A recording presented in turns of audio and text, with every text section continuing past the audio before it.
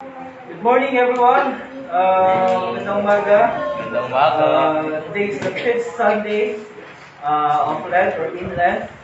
And again, for our worship this morning, we don't have communion. We will be using the mini hymnal for the order of worship, the first part, and then the booklet for the hymns. Okay.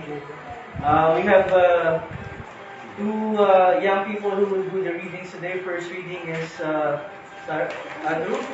Second reading is Cyrus. And then, as always, we have Joel, who will lead us in the reading of the Ichuit up until the prayer of the day. Okay?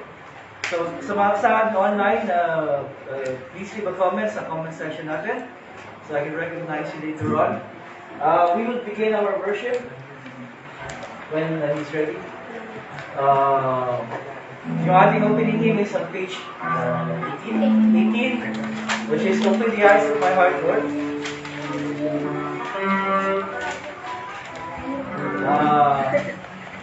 Yeah, that's our opening hymn. And I'll sit here.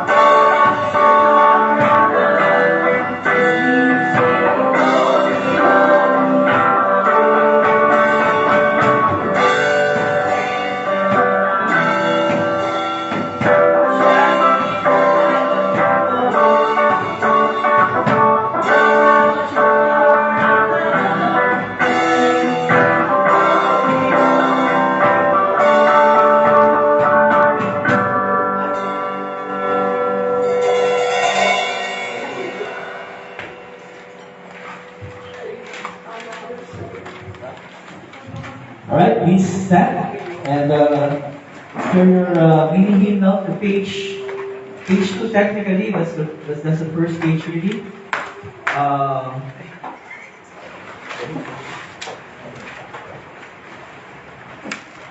Page 2 for our order of worship.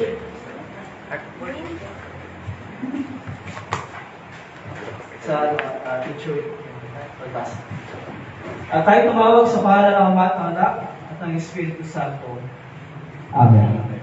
Mga minamahal sa Panginoon, lumapit tayo na may tapat na puso at pagpahayag ng ating kasalanan sa Diyos na ating Ama. At mamalik sa Kanya sa pangalan ng ating Panginoong Jesucristo upang tayo ay pagkalooban niya ng kapatawaran. Ang tulong natin ay nagmumula sa Panginoon. Siya ang lumilikha ng langit at lupa. Aking sinabi, ipahayag ko ang aking pagsalangsang sa Panginoon. At iyong pinatawad ang aking mga kasalanan. Sabay-sabay natin ipahayag ang ating mga kasalanan. O Diyos, amang makapangyarihan sa lahat, amang makabagi, o na isang kaawa-awa at amang mga kasalanan, ay nagpapahayag sa iyo ng lahat ng aking mga kasalanan at mga kasamaan, na sa pamagitan ng mga ito, ikaw ay nilagpastahan ko sa isip, sa salita at sa gawa. At ako'y karapat-dapat na sa kaparusahan mo sa panahong ito, at sa kaparusahan walang hanggan. Ngunit buong puso akong lumalapit at nagsisisi dahil sa mga ito. At dumadalangin ako sa iyo dahil sa walang hanggang kahabagan mo. Paraanan sa banal, walang luis, ako ba'y pagpili sa kamatayan ng iyong ibig anak na si Jesucristo, ay maging mahabagin at pagbiyaya ka naman sa akin na isang abang makasalanan. At sa tulong ng Espiritu Santo, ay palawakin ang aking kaalaman At maging masunurin sa iyong salita hanggang sa wakas. at sa iyong mabagang biyaya, ay magkaroon ako ng buhay na walang hanggan sa pamamagitan ng Jesucristo na aking Panginoon.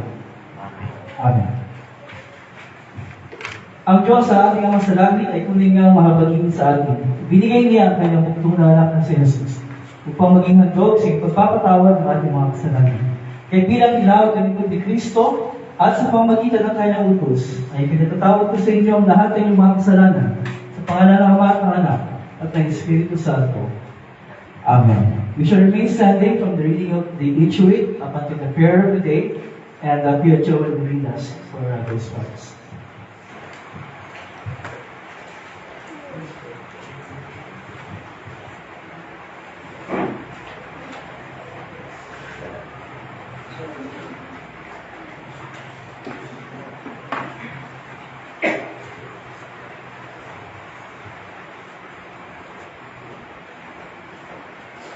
Hatulan mong ako'y walang kasalanan, Panginoon, at laban sa masama. Ako ay iyong ipagtanggol sa masama at sinungaling. Ilayo mo ako ngayon. Minahal ko si Yahweh, pagkat ako'y ninirig niya. Ninirig niya ako sa dalangin ko at higit. Ako'y kanyang ninirig, tuwing ako'y tumatawag. Kaya ngayon at habang buhay ko, sa iyo lagi tatawag.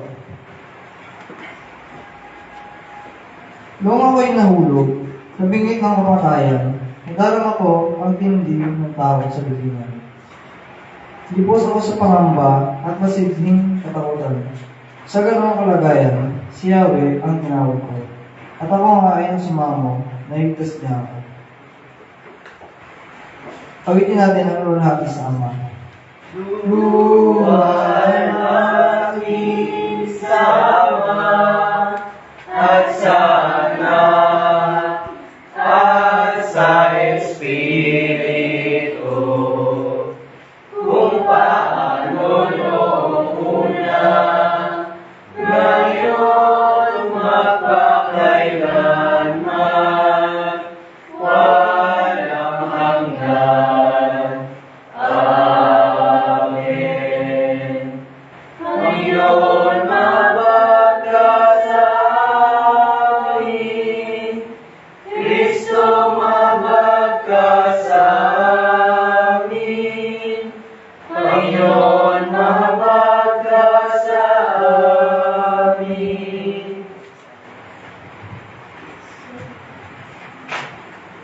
Ang Panginoon ay sumayo. At ang kanyang Espiritu. Manalangin tayo.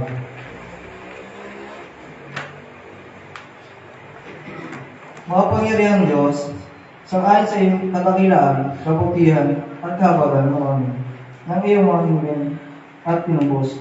Pangunahan mo kami at pangalagaan ng aming mga katawan at kaluluwa.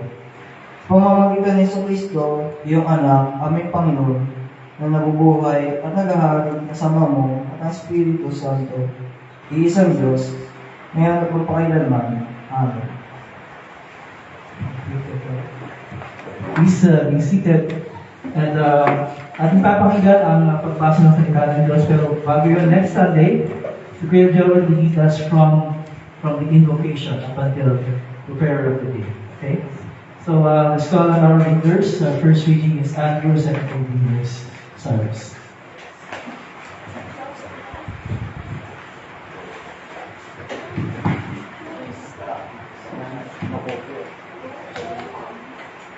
Ang unang pagbasa para sa linggong ito ay mula sa aklat ng Jeremiah, chapter 31, verse 31. At ganito ang sinasabi, Sinabi ni Yahweh, darating ang panahon na gagawa ko ng bagong lipan sa Israel at sa Juda. Ito hindi tulad ng kasunduang ginawa ko sa kanilang mga ninuno. Nang ilabas ko sila sa Ehipto, bagamat para akong isang asawa sa kanila, sinira nila ang kasunduang ito. Ganito ang gagawin kong kasunduan sa bayan ng Israel. Pagdating ng panahon, itatanim ko sa kanilang kalooban ng aking kautusan. Isusulat ko ito sa mga kanilang mga puso. Ako ang kanilang magiging Diyos, at sila ang aking magiging bayan. Hindi na nila kailangang turuan ang isa't isa at sabihin, kilalanin mo si Yahweh, sapagkat ako'y makikilala nilang mahal. Mula sa pinakaaba hanggang sa pinakadakila, sapagkat patatawarin ko sila sa kanilang kasalanan at kalilimutan ko na ang kanilang kasalanan. Ito ang salita ng Panginoon.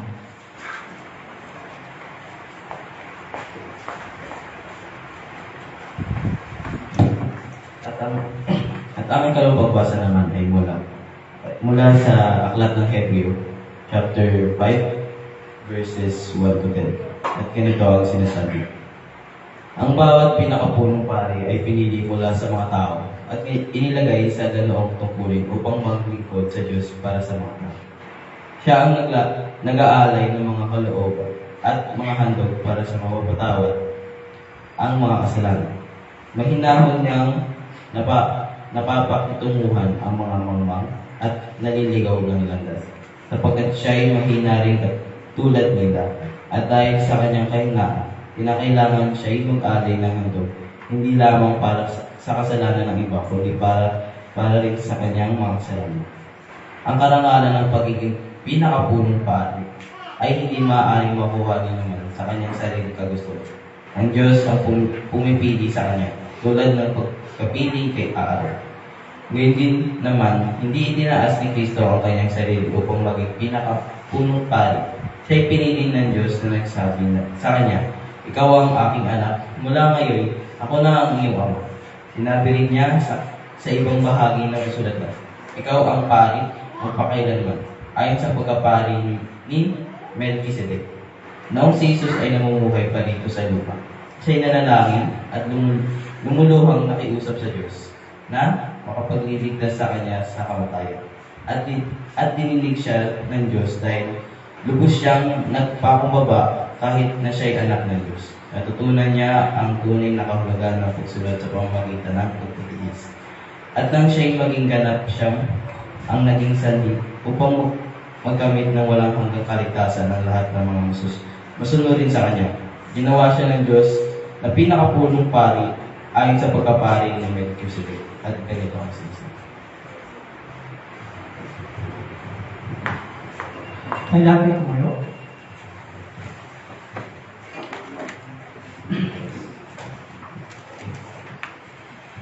Sa pagkakaanak ng tao ay naparito hindi upang paglingkuran, kundi upang maglingkod at upang magkalay ng kanyang buhay para sa ikatutubos ng marami. Ating pakinggan ang mabuting balita para sa linggo ito. Ang mabuting balita ay kay San Marcos sa chapter 10 mula sa verse 35 hanggang 45. Luwalhati ang sumayo, O Panginoon. Ganito ang sinasabi. Lumapit kay Jesus sa mga anak ni Zebedeo na sina Santiago at Juan. Sinabi nila, Guro, mahihiling po sana kami sa inyo. Ano ang nais ninyo? Tanong ni Jesus. Sumagot sila, sana po ay makasama kami sa inyong haranganan at maupo ang isa sa kanan at isa sa kaliwa. Ngunit sinabi ni Jesus sa kanila, hindi nyo nalalaman ang inyong hinihingi. Makakaya ba nyo tiisin ang hirap na aking daranasin? Makakaya ba nyo ang bautismong ibabautismo sa akin? Opo, tugon nila. Sinabi ni Jesus, ang kopang aking iinuman ay iinuman nga ninyo, at babautismohan nga kayo sa bautismong tatanggapin ko. Ngunit, hindi ako magpapasya kung sinong mauupo sa aking kanan at sa aking kaliwa. Ang mga karangalan iyan ay para sa mga pinagdaanan. Nang malaman ito ng 10 alagad, nagalit sila sa magkapatid. Kaya pinalapit sila ni Jesus at sinabi, alam ninyo na ang mga itinuturing na pinuno ng mga hentil ay namumuno bilang mga Panginoon sa kanila. At ang kagustuhan ng mga nasa kapangyarihan ang siyang nasusunod. Ngunit hindi dapat ganyan ang umiral sa inyo. Sa halip, ang sinamang sa inyo na nais maging dakila ay dapat maging lingkod ninyo. At ang sinamang nais maging pinuno ay dapat maging alipin ng lahat. Sapagkat ang anak ng tao ay naparito, hindi upang paglingkuran, kundi upang maglingkod. At upang mag-ari ng kanyang buhay para sa ikatutubos ng marami. Ito ang mabuting balita. Ang sumayo, O Kristo. So remain standing, and on page 10, 9, we will confess our faith in the words of the Credo ng mga Apostol or Apostles' Creed, page 9 of our hymn. Lahat tayo? Sumasampalataya ako sa Diyos sa mga makapangyarihan sa lahat, na lumikha ng langit at lupa, at kay Jesucristo kanyang utong na anak na ating Panginoon, na ipinagligay sa pamamagitan ng Espiritu Santo, ipinanganak ng Birheng Maria, nagdusa sa ilalim ni Poncio Pilato, ipinako sa krus na matay at nilibing. Siya ay bumaba sa impyerno, sa ikatlong araw siya nagbangon sa mga patay. Umakyat sa langit at nakapatok sa kanan ng Diyos ang mga makapangyarihan sa lahat. Buhat o ipanalito upang bumuha ng mga buhay at ng mga patay. Sumasampalataya ako sa Espiritu Santo, sa banal na Iglesia Kristiyana ng kapulungan ng mga banal, sa patawaran ng mga kasalanan, sa pagbangon ng katawan, at sa buhay na walang hanggan. Please be seated, and we will sing our sermon hymn, Oceans. There's a separate piece of paper. We'll be singing Oceans. Bring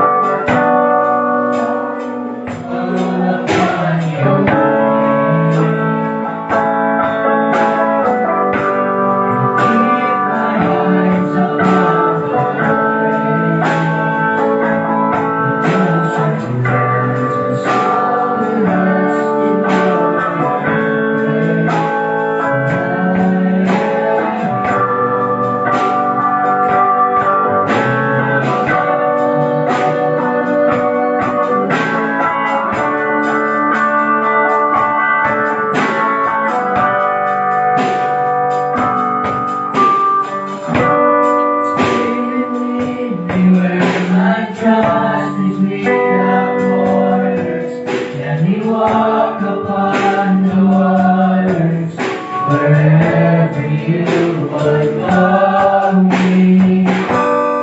Take me deeper than my feet could ever wander. I think to be stronger in the presence of my Savior. Spirit, lead me where my trust is in your arms. Let me walk above the waters wherever you call me.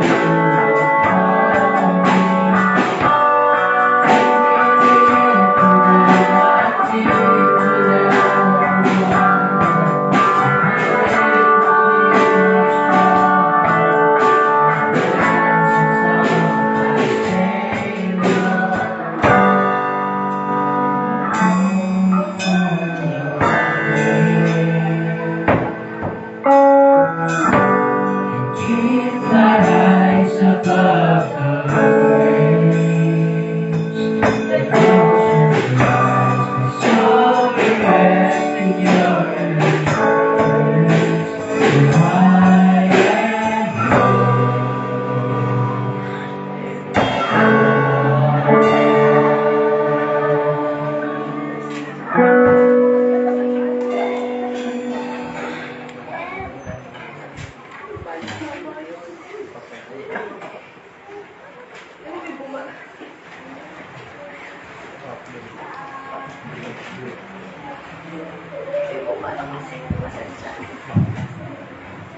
Okay, so at this point, lahat ng mga Sunday school kids, punta na kayo sa inyong Sunday school room together with Teacher Ayan and Blessing, okay?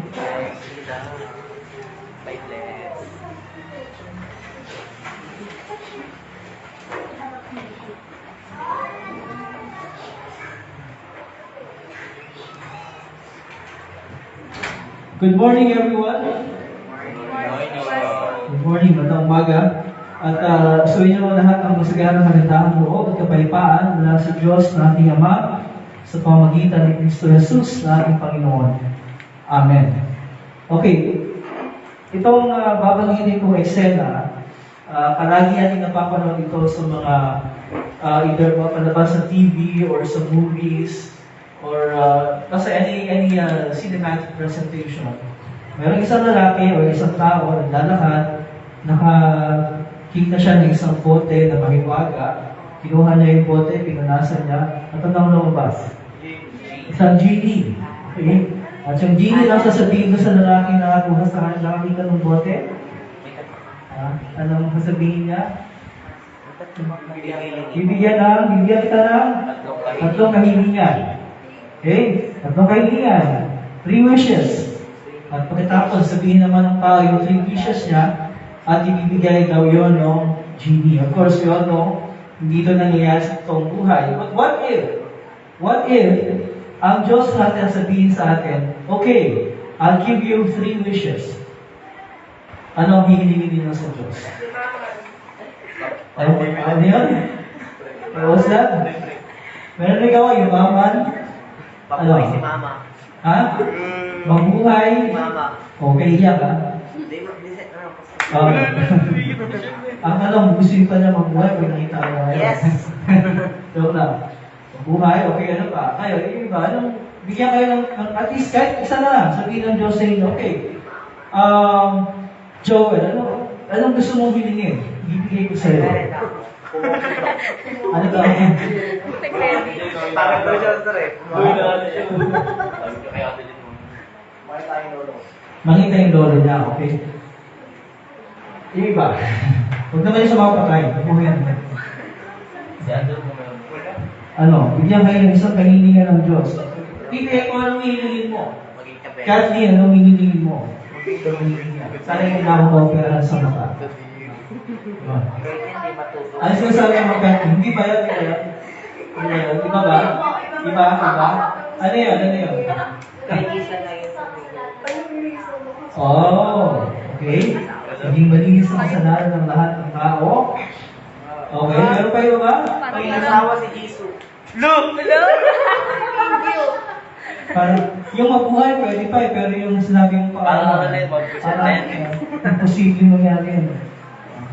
Well, kung bibigyan tayo ng Panginoon, ng Diyos, ng pagkakataon na humiling sa Kanya, ng kahit anong bagay, sabihin niya, bibigyan mo sa atin, we would definitely grab that opportunity para sabihin sa Kanya yung mga bagay na gusto nating mangyari sa buhay natin, di ba?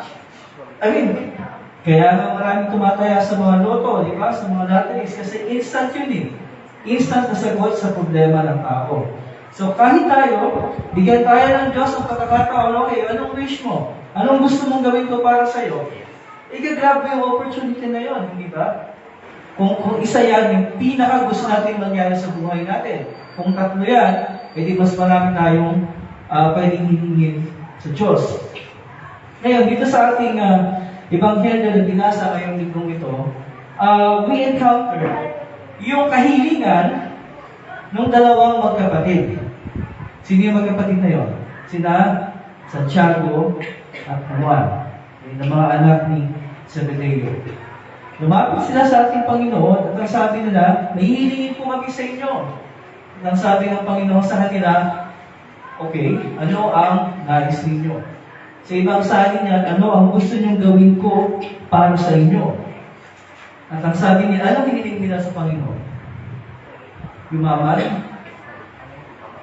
Hindi, ang sabi nila, okay, ito po ang hinihiling namin Panginoon. Sana po, makasama kami sa inyong karangalan at maupo ang isa sa kanan at ang isa sa kaliwa.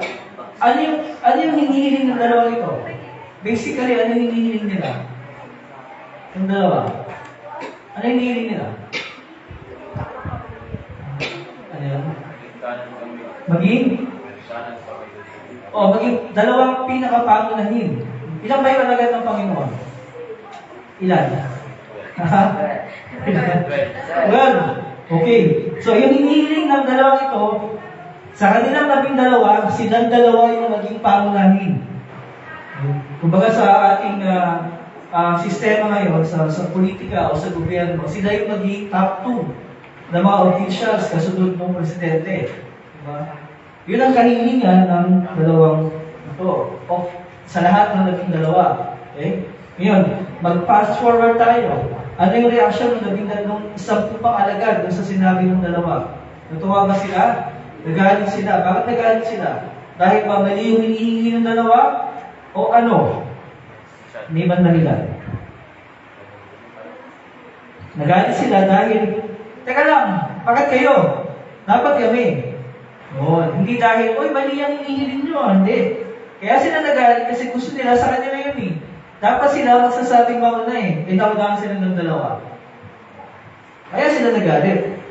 Pero yung hinihiling ng dalawa, yun din ang gusto nilang mangyari para sa sarili nila, actually. So hindi lang yan iniisip ng dalawa. Iniisip nilang 12 yan. Ang nangyari lang, nauna itong dalawa. Kasi bago pa mangyari ito, nagtatalo-talo na sila eh. Sino yung pinakadakila sa kanila, di ba? Ito talo-talo sila. So itong dalawa magkapatid, mabilis sila eh. So inunahan nila yung dalawa, lapit tayo kay Jesus sa Panginoon. O Lord, bigay niyo sa amin pa kami yung pangunahin, kami yung sa kaliwa, kami yung sa kanan, at yung isa sa kaliwa. Kaya nagalit sila. Ha? It's because lahat sila gusto nilang maging pangunahin din. Katulad itong hinihiling ng dalawang ito. Bago natin suriin pa ng mabuti yan, ano kaya naisip ng dalawang ito para isipin nila mayroon silang karapatan na humingi ng gano'n sa Panginoon? Ano kaya naisip nila? Kasi silang dalawa sa unang 3 alagad ng Panginoon. Nauna sila eh. Santiago, si Juan, sino yung isa pa? Ano, sino yung isa?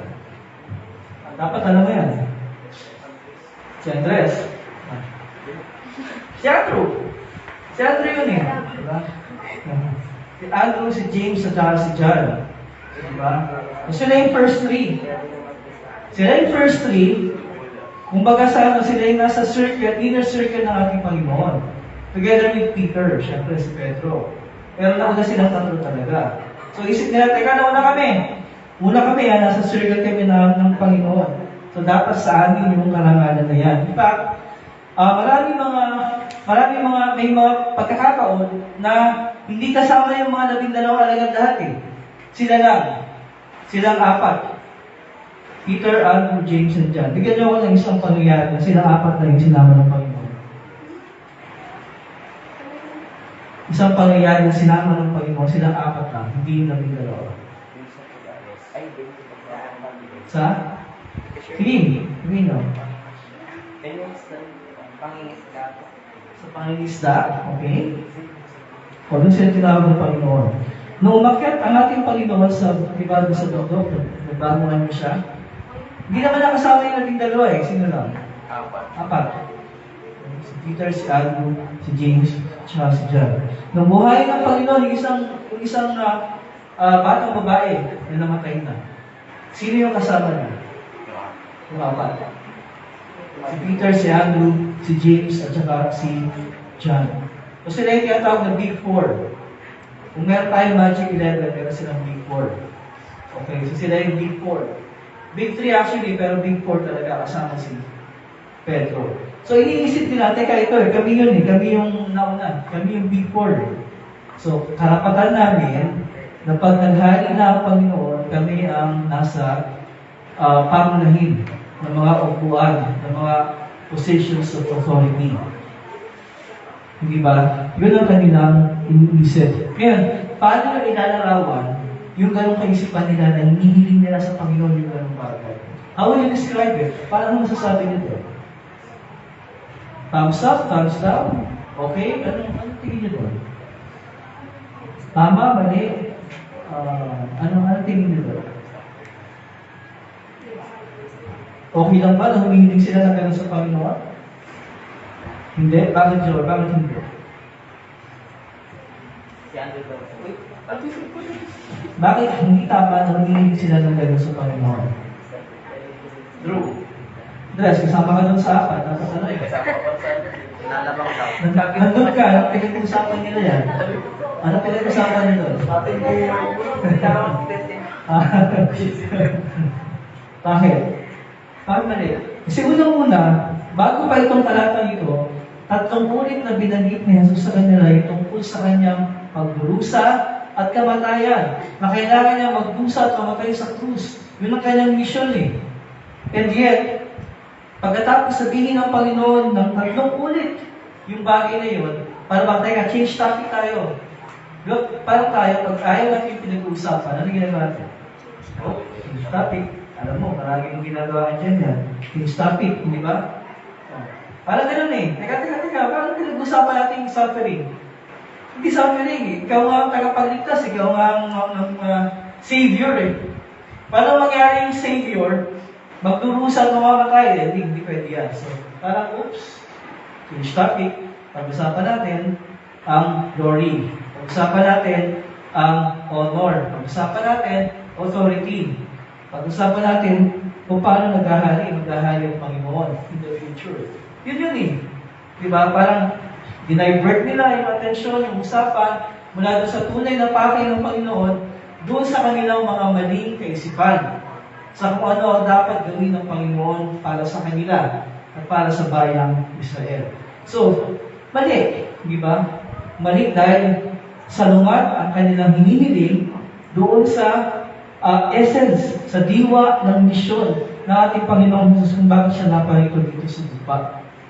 Kaya nga, nung tipunin ng Panginoon itong 12 dahil sa kanilang pag-aaway-away, ano ang sinabi ng Panginoon sa kanila? Ang sabi ng Panginoon sa kanila, teka lang muna, ang sabi ng Panginoon sa kanila. At saan yung verse na yun? Maraming pa dito sa okay, ito yung sabi ng Panginoon sa kanila. Pinalapit ni Jesus ang mga alagad at sinabi, alam ninyo na ang mga itinutuloy na pinuno ng mga hentil ay namumuno din ng mga Panginoon sa kanila. Ang kagustuhan ng mga nasa kapangyarihan ang nasusunod. Ngunit hindi dapat ganyan ang umiral sa inyo. Sa halip, ang sino man na nais ang maging dakila ay dapat maging lingkod ninyo. And then sa dulo sinabi niya, sapagkat ang anak ng tao ay napalito, hindi upang paglingkuran, kundi upang maglingkod. At sa paano paraan maglingkod ang Panginoon? Sa pamamagitan ng pag-aalay ng kanyang buhay. Para saan yung pag-aalay ng kanyang buhay? para sa ikatutubos ng marami. Sa English yan, yung word ransom. Alam na natin sige ng ransom, di ba? Bayad para sa kalayaan ng isang tao. So, ang sabi ng Panginoon sa kanya, teka, yung focus natin mali. Yung ating kaisipan mali. Hindi dapat pinagtatalunan yan. Kasi hindi yan ang ating pakay. Hindi yan ang ating misyon. Hindi yan ang ating dapat maging pananaw bilang mga Kristiyano. Ito tayo. Unang-una sa lahat, ang pakay ng ating Panginoon ay hindi para maghani na parang isang politiko na naghahani sa kanyang mga nasasakupan. Ang pakay ng Panginoon ay para siya ang mag-alay ng kanyang sarili para sa kabayaran ng kasalanan ng lahat ng mga tao. Yun ang dahilan kung bakit naparito ang ating Panginoon. There is no other reason. Wala ibang dahilan. Hindi para ilayo tayo sa mga sakuna. Hindi para hindi tayo magkasakit. Hindi para hindi tayo magkaproblema. Hindi. Ang pakay ng Panginoon, tugunan yung ugat na dahilan. Kung bakit may paghirap, may suffering, may death, and all that. Ano yun? Kasalanan. Paano niya tinugon? Binayaran niya sa pamamagitan ng kanyang buhay. At nang sa ganon, tayong mga tao na bilanggo ng kasalanan ay magkakaroon ng kalayaan, ng redemption, ng freedom. Para kahit habang nabubuhay tayo sa mundo ito, while waiting for Him, muling dumating, mabubuhay tayo ng taglay ang diwa ng pagpapatawad ng mga kasalanan natin. Diba? Taglay yung katiyakan na kahit anong mangyari sa paligid natin, sa buhay natin, tiyak ang ating destinasyon doon sa kanyang kaharian sa langit. Hindi dahil dakila tayo, kundi dahil nakila ang Panginoon na nagpunta sa atin sa pamamagitan ng kanyang buhay. Yung mga choices na ginagawa natin sa araw-araw, kung hahayaan tayo ng Panginoon sa mga choices na ginagawa natin, mapapahamak tayo. Kasi we will only choose things na para sa ating comfort. Di ba? Sino pipili na maghirap siya? Meron ba? Sino pipili na magdusa siya? Sino pipili na dahil sa kanyang pananampalataya, uusigin siya? Ipapersecute siya ng mga tao. Ilalagay yung buhay niya sa bagay. Sino pipili ng mga bagay na yan? Kahit tayo, we would never ever choose those things, di ba? Yung mga bagay na para sa ating comfort, para sa ating personal na kaginhawahan, yun ang pipiliin natin. And most of the time, ang mga pagpili natin leads us to a different direction, to a different destination. Saan yun? Yung direksyon na kapahamakan. Yung destinasyon ng kamatayan na hanggan. At buti na lang, hindi tayo hinayaan ng Panginoon na tayo ang pumili ng ating destiny. Kasi kung hinayaan tayo ng Panginoon, tayo ang pumili, walang makakarating sa kanyang kaharian. It is for that same reason, that very reason, kung bakit ang ating Panginoon ay nag-aabot sa higla. To free us from our own selves, simple selves, para hindi ang sarili nating mga makasalanang pagkatao maghahari sa atin. Hindi yung bagong pagkatao nilikha ng Diyos sa atin sa pamamagitan ng ating pag-isa kay Kristo Jesus, sa pamamagitan ng pananampalataya. Kaya lagi natin tatandaan, at huwag natin kakalimutan, yung ating buhay dito sa mundo, yung ating pagpapagnayan sa sino ng mga tao, it's never about what we have or what we do not have. It's never about achievements. It's never about who is greater, who is greatest. It's never about those things. Kaya hindi tungkol sa lahat ng bagay nito. Ang ating buhay dito sa mundo ito ay tungkol lamang sa isang bagay. Ano yun? Na si Jesus ay nanalo dito sa mundo, ibinigay ang kanyang buhay bilang kabayaran sa lahat ng kasalanan ng bawat isa sa atin. Mula sa pinakamaliit hanggang sa pinakamalaki. Na ginagabayan tayo sa pamamagitan ng Espiritu Santo so that we would make the right choices sa lahat ng mga pagkakataong kailangan natin gumawa ng mga choices para sa buhay natin. Of course, may mga times magkakamali tayo, pero ibinutuwid tayo, ibinabalik tayo ng Espiritu Santo sa tamang perspective. Nang sa ganun, makilala natin yung mga pagkakamali natin, maituwid natin, at muli tayong tumahak doon sa landas na patungo sa kanyang kaharian. Ibigay na sa atin sa pamagitan ng kanyang buhay at ng kanyang kamatayan at ng kanyang muling pagkabuhay. Hindi natin kailangan ng genie para tuparin yung mga nais natin sa buhay natin. Ang kailangan natin ang Panginoon.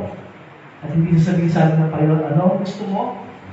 Ibinigay na sa atin ng Panginoon kung ano ang kailangan mo. Okay? Hindi ang gusto mo, kundi ang kailangan mo.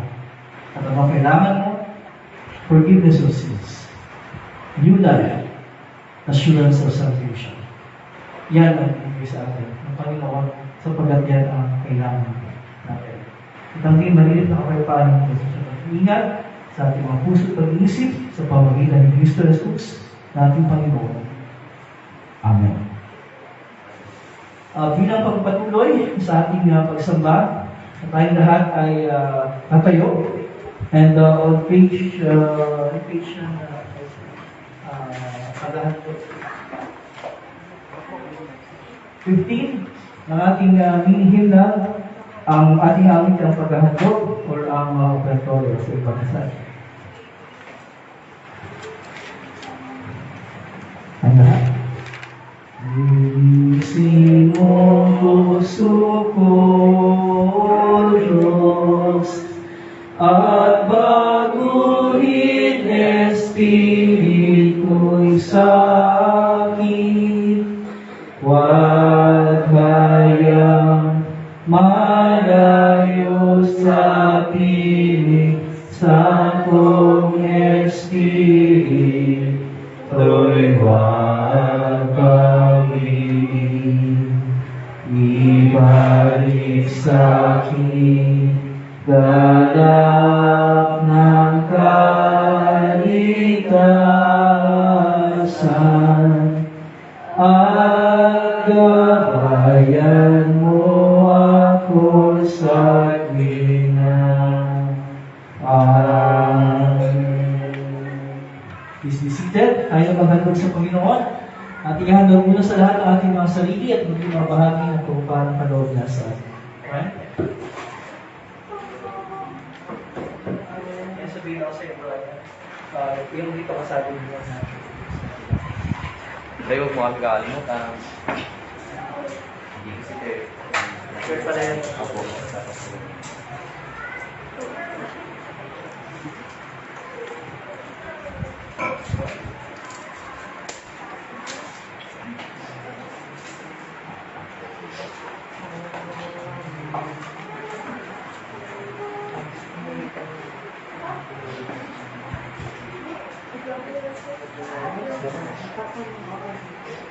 Okay, so at this point, tayo na ako sa ating general prayer. We pray for those na mag-birthday ngayong araw, tama ba si Princess? 7th birthday. And then sa 21, I think that's Thursday, birthday ni Pastor Marzan sa Davao. And then, wala na, sa listahan. We also pray for those na nag-exam ngayon para sa kanilang pagpasok sa college. Si Marian, kasal po yan nag-exam. Hindi ko alam kung tapos na or hindi pa tapos. Pero sana nabigyan siya ng wisdom ng ating Panginoon para if it's His will na doon matuloy si Marian, nagpasa na yung kanyang exam. Okay? And then yung mga iba pang mag-exams pero sa April pa yun. Meron ba mag-exam the next Sunday? Wala naman. Yes. Ano yes? Okay, so anything else? Chief? Safe flight for Aaron and Steven. Oh yeah. Next, safe travel. When will they travel to Davao? We're going on Wednesday. Wednesday. Okay. So Aaron and Stephen will be traveling to Davao. You're going with them? Okay. Sure. Anything else? Drew? Wala? Wala? Wala kayong prayer request? Nice, wala ka bang kailangan ko po kasi also, nag-pray natin sakit. Kailan na lang siya. Okay, so we'll just remain seated sa prayer natin. After our prayer, we will sing together the Lord's Prayer dun sa ating hymnal. that's page, yung ama namin, page 19. Okay? So after prayer, we'll say together the Lord's Prayer, page 19, no ating meeting. Okay, so let's remain seated and we go to the Lord in prayer. Nalangin tayo. Maraming Diyos na mapangirian sa lahat. Muli po maraming salamat sa umagang ito, sa araw na ito na pinagalaw po sa amin. Sa pagkakataon na muli po kami magkasama-sama sa aming pagpupuri at pagsunod sa iyo at sa pagdinig ng salita. Mga Panginoon, ang salita na aming napakinggan ay tuloy nga pong tumaling sa aming mga puso't isipan, patuloy magpaalala sa amin na umiikot ang aming buhay, hindi sa kung ano po mga material na bagay, kundi sa kapatawaran ng kasalanan na kulagpon sa amin sa pamagitan ng sakripisyo na ibigin anak ng aming Panginoong Jesus. Ama, dalangin po namin ang aming mga kapatid na nagdiriwa ng kanilang kaarawan. So, week na ito ngayong araw, ang 7th birthday ni Princess. Nawa po yan kayo po patuloy na kumalinga sa kanya, sa kanyang pag-aaral, sa kanyang iba pang mga ginagawa. Kasama din po aming panalangin para kay Pastor Marsan. Sa kanya po nalalapit na pagdiriwa ng birthday sa Thursday. Nawa patuloy po siya pagpanalangin at gamitin upang gawain sa Davao at sa reunion na yun ng Mindanao ay lalo pang maghanap. Kasama rin po sa aming panalangin ang mga nag-i-exam ngayon para sa kanilang pagpasok sa college. Alam si Marian. Kayo po ang magkaroon sa kanya ng katalinuhan upang kung nakalooban po nyo na doon po siya makapasok ay yun po ang mangyari at kanya maipasa. Ingatan din po siya sa kanya pag-uwi mamaya at nawalo at hindi po siya nagigtas sa kanilang tahanan. Kasama po sa aming panalangin ang mga mayroong kalandaman, ito po ni Roxanne. Nawa po kayo ang po sa kanya.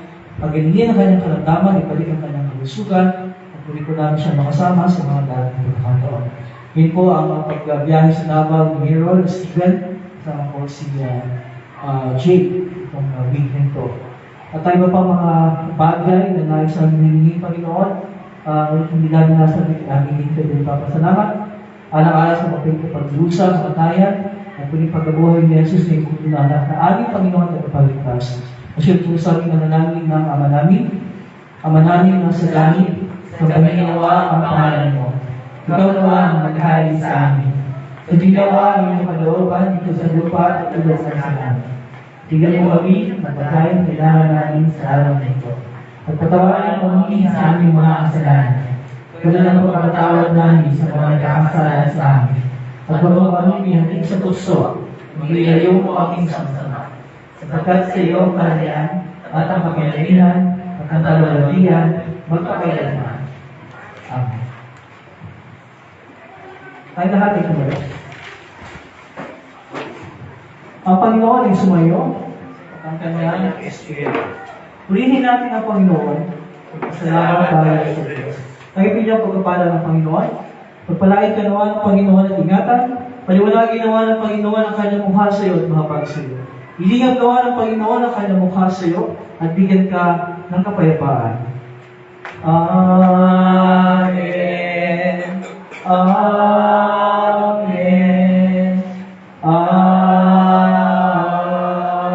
Amen. Before we sing our closing hymn, let's call on the Sunday School students. Para sa kanilang presentation sa Please Be Seated. Ang tawag ko sa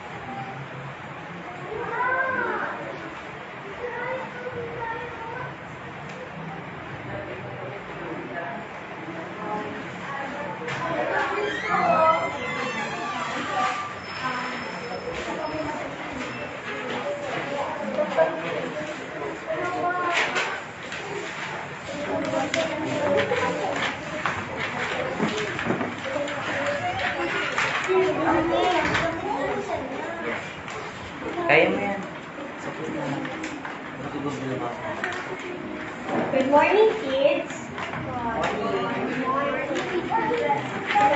One more. Walang gana.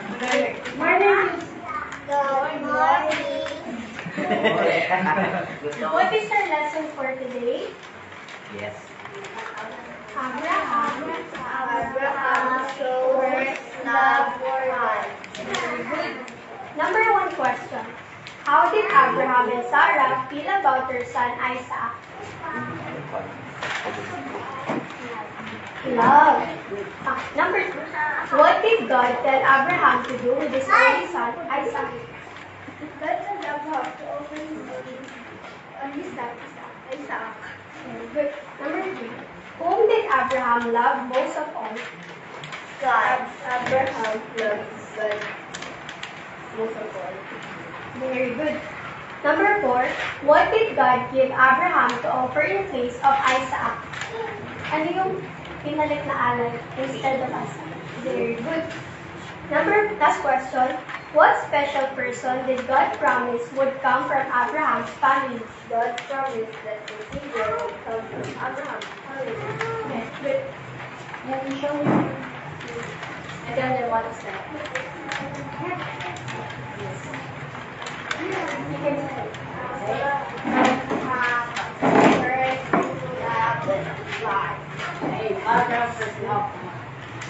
Yan na. Paano mo napapakita yung pagmamahal kay God?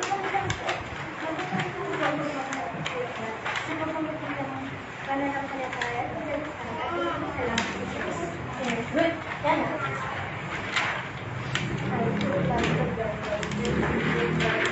Love, lakas and always faithful.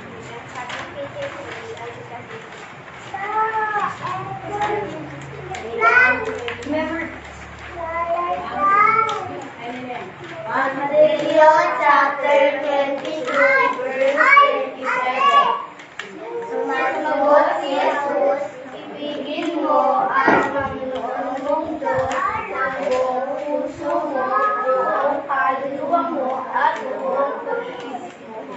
Matthew chapter 22, verse 27. Yay! Have your seat and stay there, and we will sing our closing hymn. Last page of our worship booklet, we'll sing, and all God's people said, Amen.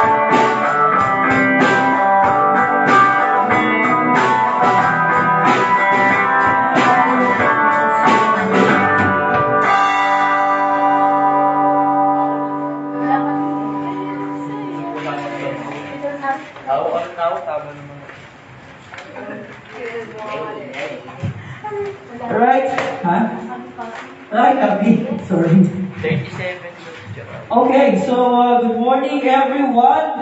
Good morning. Okay, good morning everyone. Welcome sa ating naging pagsamba ngayong umagang ito. Again, we welcome Ate Joyce and Tommy. Welcome again. Thanks for coming. Maraming salamat sa pagpunta. And we hope to see you again this coming Sunday and these coming Sundays. And every Sunday. Have you heard what Tommy said? No. What did he say? He said, Abraham, God is first in the heart of Abraham. Okay, yes, of course. So dapat ganun din tayo, di ba? So, sa puso natin, first ang Panginoon. Kasi sa puso ng Panginoon, first tayo. Okay, very good, Mommy.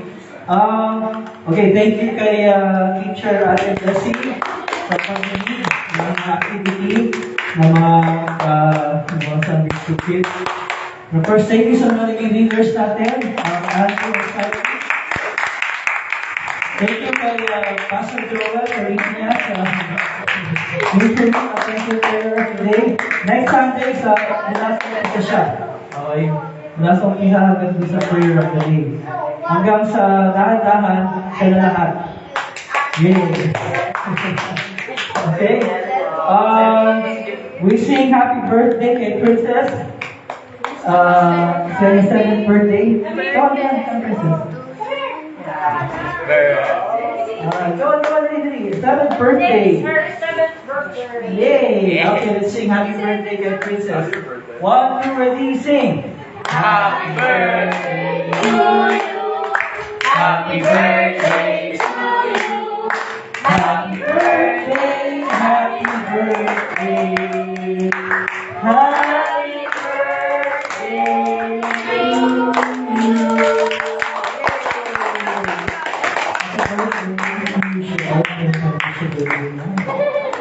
Happy birthday. And of course, kay Pastor Marsan sa Thursday. Oh, you're gonna be there, Oh right? yeah, you will be there. You'll be there on Thursday to celebrate his birthday. That's why we're going. Exactly. Yeah, Pastor Marsan celebrating his birthday on Thursday. Announcement.